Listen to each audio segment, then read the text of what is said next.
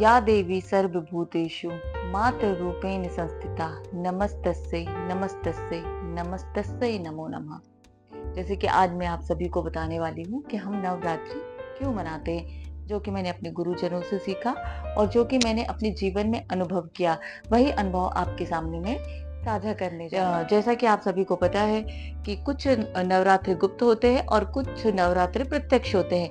तो प्रत्यक्ष नवरात्र में हम दो नवरात्रों को जानते हैं, जो कि चैत्र में आती है और जो कि अश्विन नवरात्र होती है। नवरात्रि मनाने का जो एक उद्देश्य होता है ऋतु परिवर्तन का, क्योंकि इस समय ऋतु जब परिवर्तित होती है तो वर्षा ऋतु खत्म हो जाती है और हम शरद ऋतु की ओर अग्रसर होते हैं।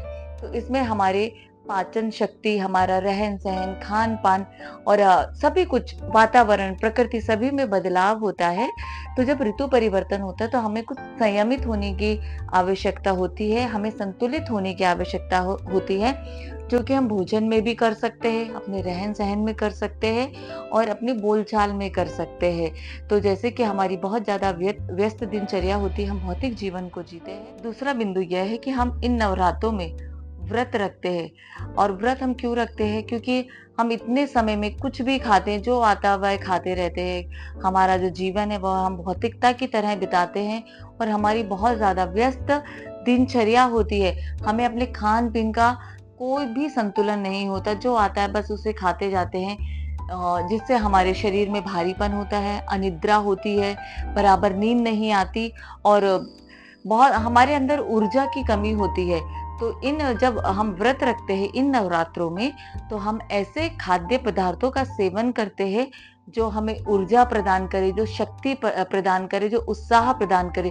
क्योंकि प्रकृति ने हमें बहुत कुछ ऐसे खाद्य पदार्थ दिए हैं जो कि हम अगर व्रत रखें तो ही हम उसे ग्रहण करते हैं। ऐसे अन्य समय में हम उन खाद्य पदार्थों का ग्रहण नहीं करते हैं। बहुत से, जैसे कि हम फलाहार करते हैं, हम फलों का सेवन करते हैं, सिंघाड़े का आटे का सेवन करते हैं, राजगिरे का आटे का सेवन करते हैं और हम बहुत सारे ऐसे मतलब कुछ सब्जियां भी हम खाते हैं, जैसे हम लौकी हो गया, कद्दू हो गया, खीरा हो गया। इन सब चीजों को जब हम अपने व्रत में, अपने खाद्य पदार्थ में जब हम इसका इस्तेमाल करते हैं तो हमें इससे अत्यधिक और ऊर्जा मिलती है, जो कि प्रकृति ने हमें दिया है। और इन खाद्य पदार्थों से भी हमारे शरीर को बहुत फायदा होता है, क्योंकि यह सात्विक आहार होता है और सात्विक आहार हमारे जीवन को परिवर्तित करने में, सकारात्मक बनाने में बहुत ही अहम भूमिका निभाता है। इसलिए तो कहते हैं ना, जैसा खाए अन्न वैसा होए मन। तीसरा बिंदु है तप और साधना। इन 9 दिनों में, नवरात्रों में हम अपनी ऊर्जा को उस ब्रह्मांड के साथ जोड़ते हैं, उस परम शक्ति की साथ जोड़ते हैं। क्योंकि जब हम मिताहार होते हैं, जब हमारे विचार सात्विक होते हैं, हमारा भोजन सात्विक होता है और हमारे सोचने समझने की भी जो शक्ति होती है वो भी सात्विक होती है। जब सात्विक हम आहार लेते हैं और व्रत करते हैं तो हमारे अंदर ना तो अनिद्रा होती है, ना भारीपन होता है और ना ही आलस्य होता है। तो हम इन समय में अपनी ऊर्जा को अधोगति से ऊर्ध्व गति की ओर प्रस्थान कराते हैं, ताकि जो हमारे जीवन का जो लक्ष्य है वह हमें प्राप्त हो। क्योंकि जब हम तप करते हैं, साधना करते हैं और अपनी ऊर्जा को उस ब्रह्मांड के साथ जोड़ देते हैं, तो उस ब्रह्मांड से हमें आशीर्वाद स्वरूप कृपा प्राप्त होती है और उस कृपा को हम अपने जीवन में अपनाते हैं और उस कृपा से हम आगे तक पहुंचते हैं।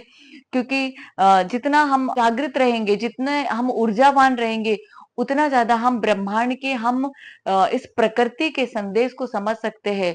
और जितना ज्यादा हम प्रकृति के सानिध्य में रहेंगे, ब्रह्मांड के सानिध्य में रहेंगे, हमें पता चलेगा कि हमें करना क्या है।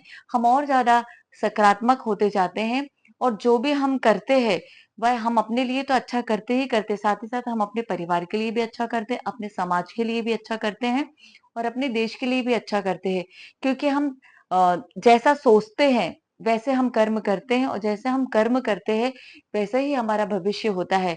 तो ये हमें निर्णय लेने की क्षमता को भी बढ़ाता है और हमारी दृढ़ इच्छा शक्ति को भी परिपक्व करता है। और चौथा बिंदु यह है कि जब नवरात्रे होते हैं तो हमारी दिनचर्या में भी परिवर्तन होता है। जैसे कि हम सुबह जल्दी उठते हैं, हर काम हमारा समय पर होता है और इससे हम टाइम मैनेजमेंट भी सीखते हैं और साथ ही साथ जब हम तप करते हैं, साधना करते हैं, आराधना करते हैं या कोई भी ऐसे रिचुअल्स करते हैं, तो उसके साथ में हम नव दुर्गा के मंत्रों को जोड़ देते हैं।